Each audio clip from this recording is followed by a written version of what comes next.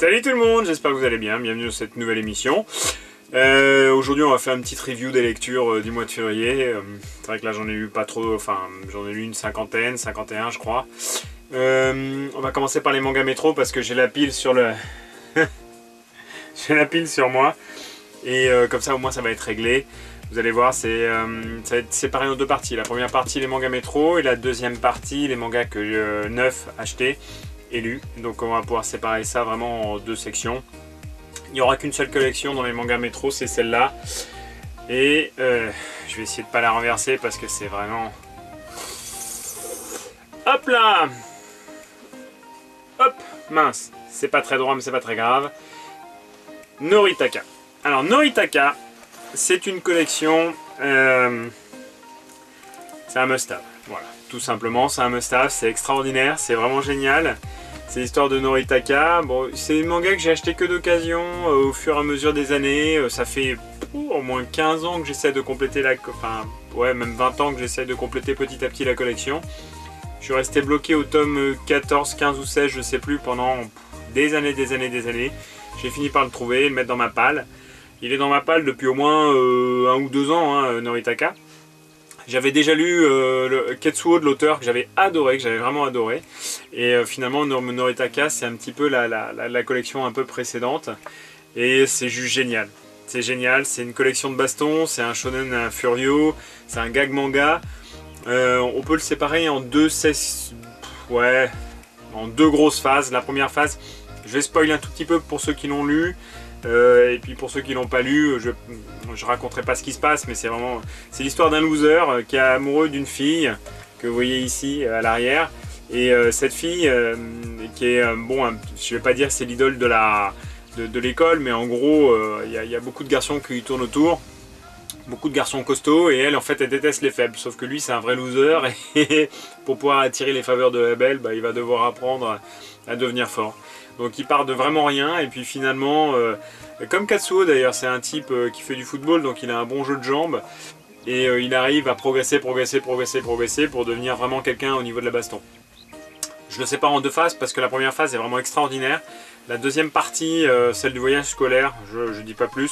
À mon avis, elle est dispensable, elle apporte pas grand chose, elle fait 5-6 tomes et franchement, il aurait pu s'arrêter à 12-13 tomes, ça aurait été vraiment une collection extraordinaire. C'est vraiment, Noritaka, c'est un must-have pour ceux qui l'ont jamais lu. Donc là, c'est la version Glénat ancienne en sens de lecture français, toute la collection en sens de lecture français. Donc je sais très bien qu'il y en a qui n'apprécient pas du tout ce type de manga ou de lecture, mais bon, voilà.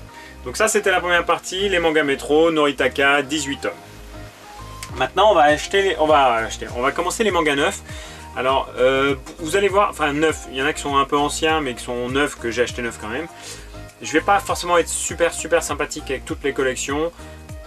Je précise, moi je sais pas dessiner, par contre je suis là pour apprécier vraiment la qualité en tant que lecteur de manga.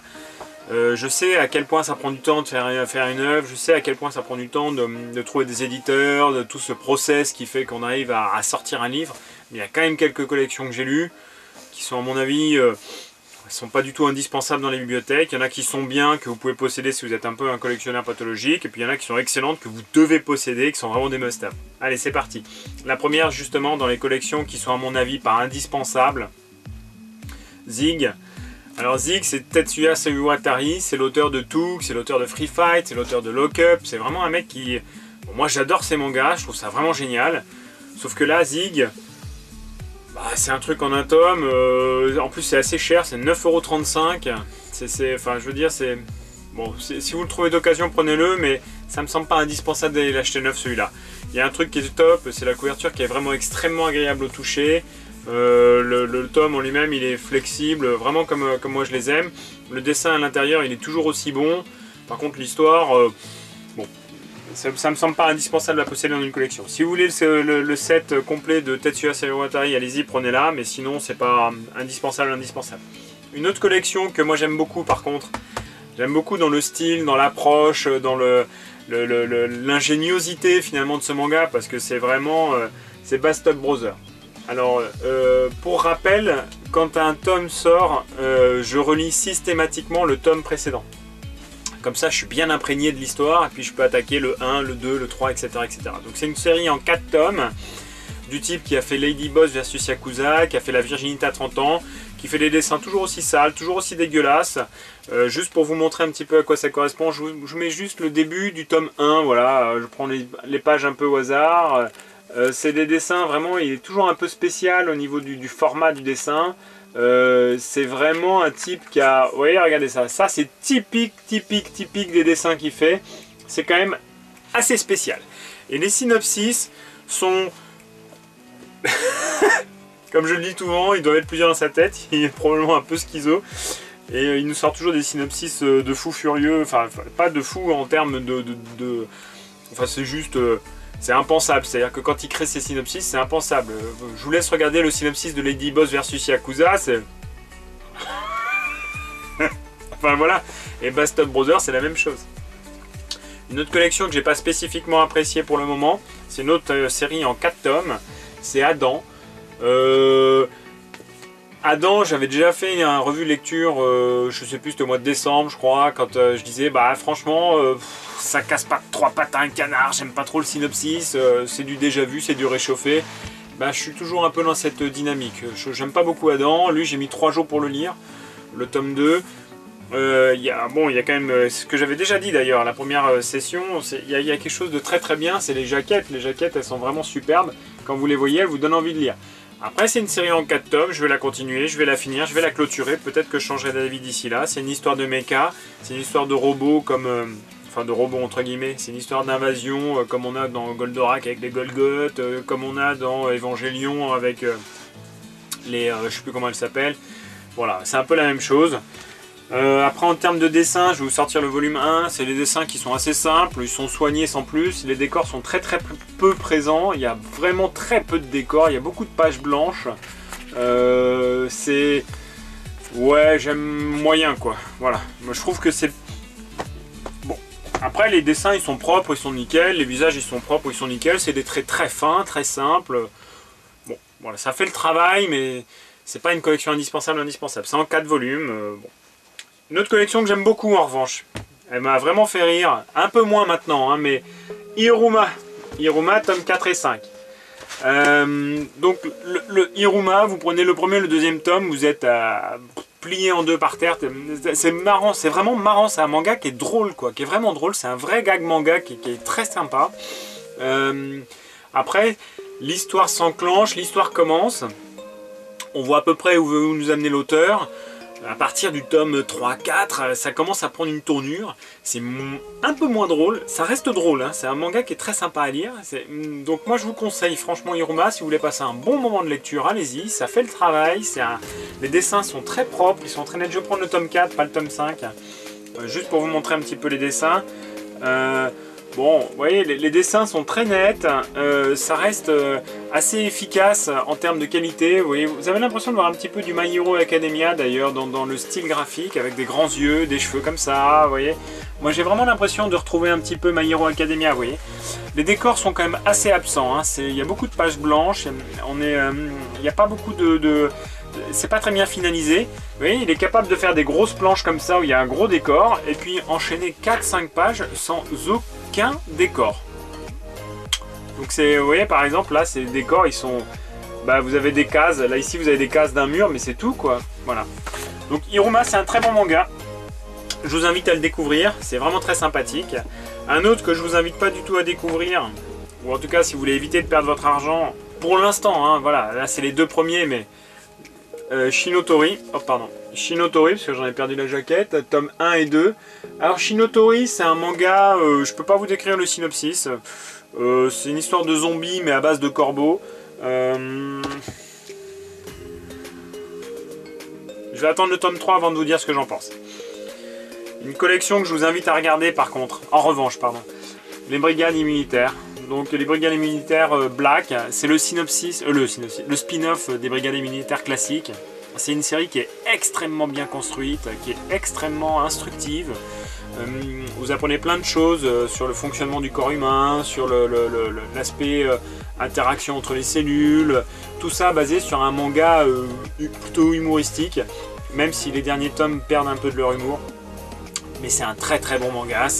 Pour ceux qui connaissent les dessins animés de la vie, c'est exactement la même chose. Mais c'est basé sur des personnages de manga. Et donc cette fois, autant le Brigade immunitaire classique, c'est sur un corps normal, chez quelqu'un de normal, autant Brigade immunitaire Black, c'est vraiment sur un corps en état de délabrement total. Hein. Il a du diabète, il est dépressif, il a des troubles de l'érection, enfin bon, c'est vraiment... c'est assez sympa. Franchement, c'est un manga qui est super sympa, qui se termine en 6 tomes, je crois. Donc franchement, ça va pas être une grosse collection. Et je vous invite à la découvrir. Un autre petit manga, cette fois de chez Meian, j'en avais déjà parlé sur la revue de lecture précédente. C'est Anna l'Inaccessible, tome 1 et 2. Donc encore une fois, comme je vous le dis, je reprends systématiquement le tome précédent. Et ben Anna l'Inaccessible, j'aime beaucoup. C'est une série qui est très fraîche, qui est très agréable, qui est assez drôle. C'est un gag manga, hein. C'est vraiment un gag manga. C'est un peu comme Maison Ikoku, comme tout ça, où c'est des petites histoires les unes après les autres. C'est pas une grande histoire qui continue. Moi j'aime pas trop ça, c'est des petites histoires, mais très franchement, ça rend le manga très croustillant. C'est un manga, ouais, c'est un mot que j'aime bien, voilà. C'est un manga qui est croustillant. Donc ça c'est Anna, et celle-là je sais plus comment elle s'appelle, mais c'est un petit peu la concurrente. Les jaquettes sont vraiment superbes, elles donnent vraiment envie. Encore une fois, Meian fait du bon boulot, moi j'aime beaucoup. Donc Anna l'Inaccessible, je vous invite à regarder, c'est vraiment très marrant. Enfin, c'est vraiment marrant, moi j'aime beaucoup. D'ailleurs, il y a Authentic Manga qui en parle dans sa dernière vidéo, vous pouvez aller voir, et je pense que lui aussi il a apprécié. Une collection que je vous invite aussi à regarder, c'est chez Komiku, Faraway Paladin. Donc Faraway Paladin, c'est assez sympathique. Je rappelle encore une fois, parce que j'ai déjà fait une revue dessus, je sais plus, la 16e, 17e, quelque chose comme ça. Faraway Paladin, les premiers tomes, ils sont chiants à mourir. Vraiment, hein, le premier tome... ouais, vous ramez pour obtenir un résultat qui n'est pas forcément présent. À partir de la moitié du deuxième et du troisième, vous êtes en pleine progression. C'est hyper émouvant, c'est hyper touchant. Et puis... le shonen médiéval fantastique commence à partir de la fin du troisième tome et du quatrième. Donc là on est vraiment dedans, on est vraiment dans du parcours initiatique, du jeune qui progresse et qui grandit, qui a envie de montrer quelque chose. On est sur une version un petit peu différente et inhabituelle de ce qui se fait dans le manga en termes de médiéval fantastique, en termes de... Voilà, on traite d'un paladin, on ne traite pas d'un curé, on ne traite pas d'un guerrier, on ne traite pas d'un... Enfin, c'est un isekai au fait, hein, je vous précise. Donc, Faraway Paladin, c'est une collection que j'aime beaucoup. Je suis assez pressé de la voir arriver. En revanche, la parution, elle est quand même assez lente. Parce que c'est un manga qui est en cours, donc on a... Voilà. Une autre collection qui est sympathique, mais que je vous invite pas forcément à avoir dans votre bibliothèque. C'est peut-être pas l'avis de tout le monde, parce que je sais que, encore une fois, je vais citer Authentic Manga, mais c'est lui qui m'avait incité à aller l'acheter, celui-là. C'était Meriko-chan, enfin, incité... je suis pas déçu de l'avoir acheté. C'est Meriko-chan. Hein. Donc Meriko-chan, c'est une série qui est assez sympathique, qui est assez fraîche, qui est assez, qui est humoristique, qui est un peu drôle, mais qui n'est pas indispensable. Voilà, c'est une bonne série, mais elle fait pas partie des collections que je vous conseille d'acheter maintenant. En tout cas, après 2 tomes. C'est une bonne série, hein. Voilà, y a pas de, si vous voulez l'acheter, il n'y aura pas de souci. Vous allez passer un bon moment de lecture. Ça fait le travail. Les dessins sont globalement corrects. Y a quand même pas mal de... Il y a tout ce jeu... Ouais, il y a tout ce jeu entre les dessins normaux et puis les esprits qu'elle voit. Vous voyez, ça c'est un dessin normal. Et puis... ouais, bon, je vais essayer de vous trouver une image que... Vous voyez, il y a vraiment une grosse différence de trait de dessin entre le personnage, les personnages vivants humains et les esprits. Voilà, voilà, typiquement. Voilà, ça c'est parfait. Là, vous avez les traits de personnages humains très propres, très clean, très net, très avec un peu de relief, avec un peu d'humanité, avec des sentiments dans les yeux. Voilà, il y a beaucoup de choses qui sont exprimées. Et à côté, le dessin très sale, très brouillon, très flou, très mat, très gras des personnages d'origine non humaine, c'est-à-dire les esprits. Donc Slice of Horror, Meriko-chan, c'est un manga qui est sympathique, mais je vous invite pas encore pour le moment à acheter, ça fait pas partie des must-have. C'est une bonne série, hein. Franchement si vous l'achetez vous n'allez pas être déçu, mais vu le prix des mangas, vu la quantité de mangas qui sortent, je pense qu'il va falloir restreindre un petit peu et bien cibler les mangas que vous voulez acheter. Là, en revanche, je vais vous présenter une collection qui, à mon sens, est le meilleur shonen actuel. Enfin, je pense, ouais, c'est le meilleur shonen actuel. C'est un manga qui est vraiment topissime dans la construction, dans l'émotion. C'est Chainsaw Man. Hein, je fais attention à toi, Louis, hein, c'est pas Chainsaw, c'est Chainsaw, hein, d'accord? Donc, Chainsaw Man, d'accord, l'homme à la tronçonneuse, et pas le bonhomme de neige, hein, c'est pas Chainsaw, hein, ok? Donc, le tome 6, il est un peu différent dans l'ambiance, il est un peu différent dans la manière de le construire. Il y a une petite cassure dans le monde, dans le Philum Continuum habituel. C'est un manga qui est violent comme d'habitude, mais qui est plus sur le côté, cette fois plutôt émotionnel du personnage principal que véritablement l'action. Voilà. On est passé sur un manga un peu de transition. C'est pas un manga qui sera très très long, parce qu'il y a le dernier chapitre qui vient de sortir au Japon. Mais vraiment, je vous invite à le lire. C'est un manga qui est vraiment topissime. Tatsuki nous a encore fait quelque chose de vraiment bien. Je vous invite vraiment à le découvrir si vous ne l'avez pas fait. Les jaquettes sont très colorées, les personnages le sont beaucoup moins, mais c'est vraiment top. Une collection, bah, vous savez ce que j'en pense pour ceux qui suivent ma chaîne. Si vous n'avez pas commencé, allez-y, parce qu'on commence déjà à être au 32e tome. Voilà. C'est l'un de mes mangas préférés, voilà, Space Brothers, c'est vraiment génial. Donc là, on est déjà au 32. Donc on est encore sur un manga. Alors ça aussi, c'est encore un petit manga de transition. Je sais pas si on est encore sur les grandes sections de manga comme ça, où on essaie de prolonger un peu le suspense du manga en rajoutant des mangas qui sont pas forcément très très utiles. C'est vrai que le 32e tome, en soi, il est dispensable. Ça apporte pas grand chose à l'histoire. Mais vraiment, dans la continuité totale du manga, c'est génial. Moi j'adore Space Brothers, c'est un manga qui se renouvelle en permanence, c'est un manga qui est agréable à lire, c'est un manga que vous vous posez, vous lisez Space Brothers, vous avez l'impression de voyager. Le gars vous fait voyager, ses personnages sont hauts en couleur, ils sont tous fous en fait, ils sont vraiment fous. Mais vraiment c'est un très très bon manga. On commence déjà à être au 32e tome, donc si vous trouvez un lot, très bien. Sinon c'est du grand Pika, hein, c'est du Pika grand format, ils sont assez chers, donc à l'achat total de la collection, ça va piquer. Hein. Une autre collection, je suis un peu déçu cette fois, c'est Samurai Comeback. Jusqu'au tome 3, c'est vraiment top, c'est très intéressant. Le tome 4 n'apporte absolument rien. Il n'est pas désagréable à lire, il fait le travail, vous êtes dedans. En termes de lecture, vous n'arrêtez pas, enfin vous lisez, enfin, les dessins sont, je vous prends le tome 3, hein, les dessins sont toujours identiques, on est toujours sur des dessins de what the fuck, hein, voilà, ça c'est typiquement les dessins que vous avez dans Samurai Comeback. C'est un manga qui est bien, hein, c'est un manga qui est très sympa à lire, mais le tome 4 il est absolument sans intérêt. Moi je pas du tout, j'ai pas vu il n'avance pas, le tome 4 n'avance pas. Et à la fin du tome 3, il se passe voilà, il y a quelque chose qui fait qu'il y a une petite cassure dans le monde habituel, enfin dans leur nouveau monde habituel. Et le tome 4, sans intérêt. Donc c'est une série en 5 tomes, je pense que le 5e tome va clôturer l'aventure. J'espère que ça sera pas un... Voilà, j'espère juste que ça sera pas un pchit, un gros pchit. Je vais attendre de voir le tome 5 avant de vous le conseiller définitivement. C'est vrai qu'à la lecture du 3 premiers, je dis ouais, Samurai Comeback, c'est trop bien et tout. Le tome 4, voilà, donc j'espère que c'est une série en 5 tomes, donc j'espère que le 5e tome va être un espèce de feu d'artifice, une espèce d'apothéose. Mais sinon, je risque d'être un peu déçu. Alors après, c'est vraiment mon coup de cœur avec Chainsaw Man de 2020. Hop là, Gannibal. Ouais, Gannibal, c'est génial.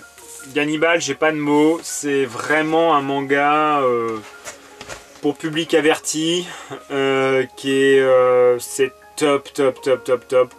Je crois pas que vous trouverez sur YouTube de quelqu'un qui vous dise que c'est pas bien. Vous pouvez regarder toutes les vidéos que vous voulez, ça sera vraiment toujours le même point de vue.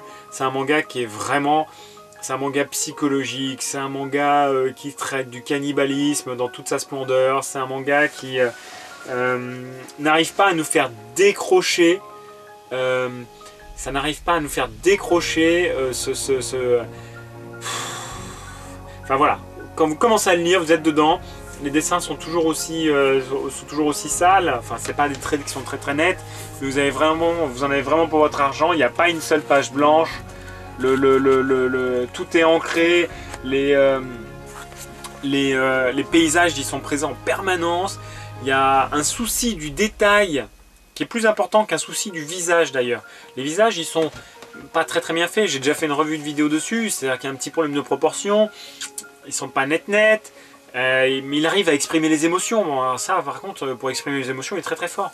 Mais Gannibal c'est vraiment génial, Gannibal c'est génial. Allez-y. On en est au 4e tome, je l'ai acheté, je ne l'ai pas lu encore. J'ai hâte de le découvrir, c'est vraiment... c'est top quoi, Gannibal c'est top. Une autre série qui a baissé un tout petit peu en intensité, One Punch. One Punch, le tome 22 il a baissé un tout petit peu en intensité. Ça reste très sympathique à lire, c'est vraiment très agréable. Le problème de One Punch, c'est quand vous l'ouvrez, en 20 minutes c'est réglé. Mais les dessins sont toujours aussi géniaux. Enfin, quand vous avez une qualité de dessin comme ça, enfin, je veux dire, je vous montre des planches comme ça au hasard. Hein, le dessinateur, bah, il est trop fort, quoi. Le dessinateur, il dessine vraiment tellement bien. Je suis vraiment hyper surpris, quoi. Il dessine super bien. J'adore cette collection. J'avais fait une revue sur A Journey Beyond Even et j'avais dit le tome 1, je sais pas s'il est bien, je sais pas si c'est une bonne collection ou pas. On lit le tome, on finit le tome et vous savez pas si c'est une bonne collection ou pas. Le deuxième tome est un peu dans cette même lignée, c'est-à-dire que vous prenez le premier tome, vous prenez le deuxième tome, vous le lisez, ben vous avez passé un bon moment de lecture, mais vous n'êtes pas complètement imprégné du manga. En revanche, c'est un monde post-apo. C'est l'histoire d'un jeune qui part... Enfin, il y a beaucoup de mystères autour du jeune, le blond là, le petit blond. Il y a beaucoup de mystères autour du jeune blond. Ça, c'est plutôt sur le premier tome. Le deuxième tome, il y a une jaquette qui est comme ça, mais c'est plutôt un manga qui est centré sur ce personnage-là. Donc il y a un petit changement de personnage principal. Enfin, ça se trouve, le personnage principal, finalement, ça sera pas lui, mais elle.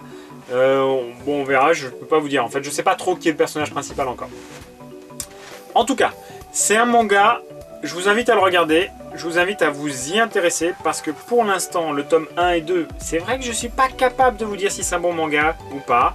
J'ai passé un bon moment de lecture, c'est pas prise de tête, ça fait le travail, les dessins sont assez nets, mais ils sont très simples, c'est des dessins simplistes, avec beaucoup de décors derrière, de monde post-apo, mais c'est pas des décors chargés, c'est des décors où il n'y a que les traits, il n'y a pas de...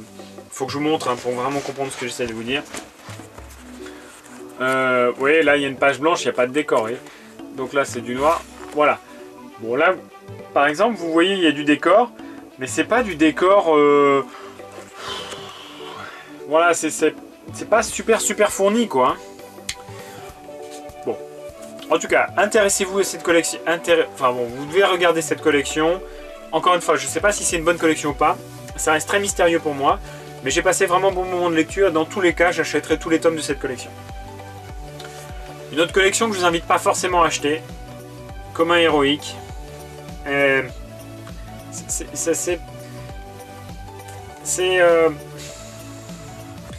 manga pour l'instant il a ni queue ni tête. Voilà, on va dire ça comme ça.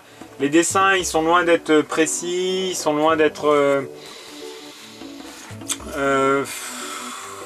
le héros, il y a beaucoup de dessins un peu comme ça.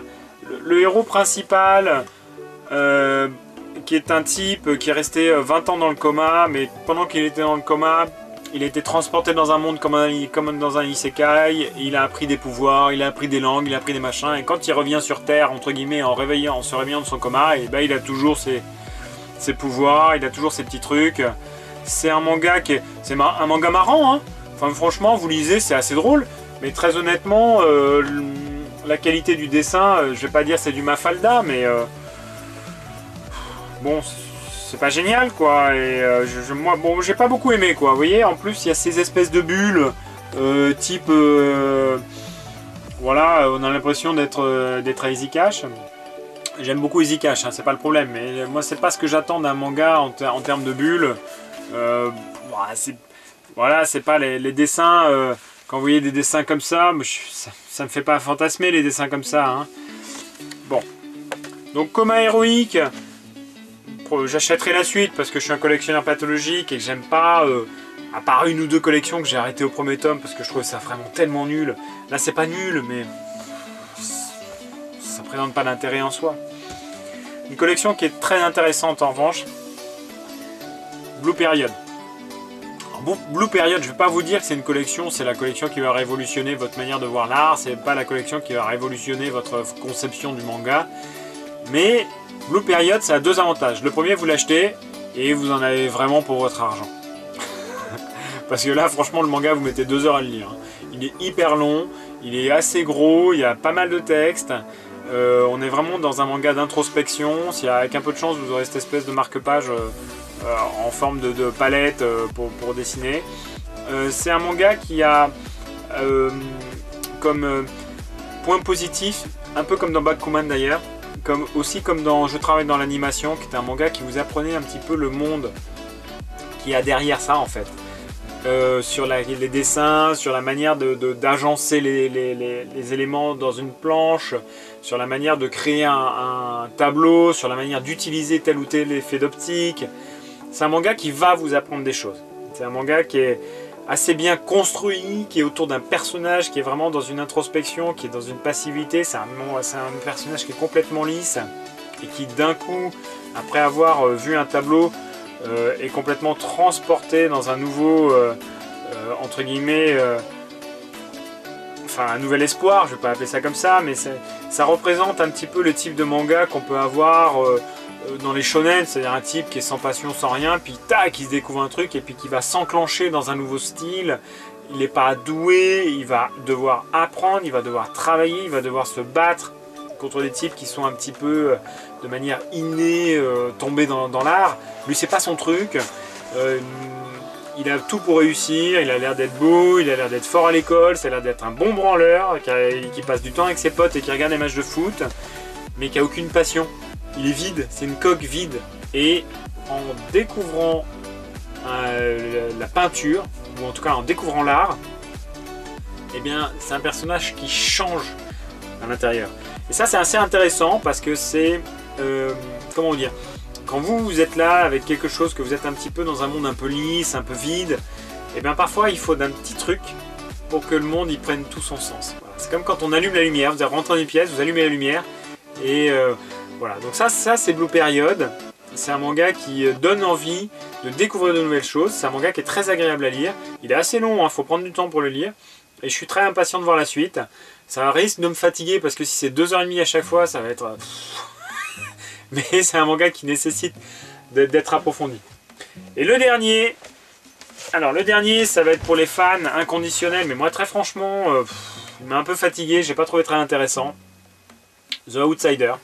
Donc The Outsider, c'est un recueil de nouvelles qui sont dessinées par Gutanabe, je crois, hein. Ouais, Gutanabe, et c'est encore une fois sorti de plusieurs auteurs. C'est des histoires de plusieurs auteurs. Je crois qu'il y en a même une de Lovecraft, il y en a une de Gorky, de Maxime Gorky. Voilà. Bon, The Outsider, donc c'est une réédition. Alors le format par contre il est top, hein. J'adore ces livres souples, j'adore la qualité graphique de la page d'accueil, j'aime beaucoup les dessins qui sont à l'intérieur, qui sont très très fournis. Voilà, vous en avez pour votre argent au niveau de l'encre, mais bon, moi je trouve ça absolument inintéressant. Franchement je me suis ennuyé à ma lecture. J'ai pas trouvé d'histoire qui était si porteuse que ça. Il y en a peut-être une ou deux qui sont un peu sympas, mais 9,15 € le tome pour un truc où on s'ennuie, enfin, mon conseil, franchement, passez votre chemin. Si vous êtes un collectionneur pathologique, prenez, mais pour le reste, passez votre chemin. Alors, en tout cas, c'était pas une collection qui, moi, m'a transcendé, ça m'a pas transcendé.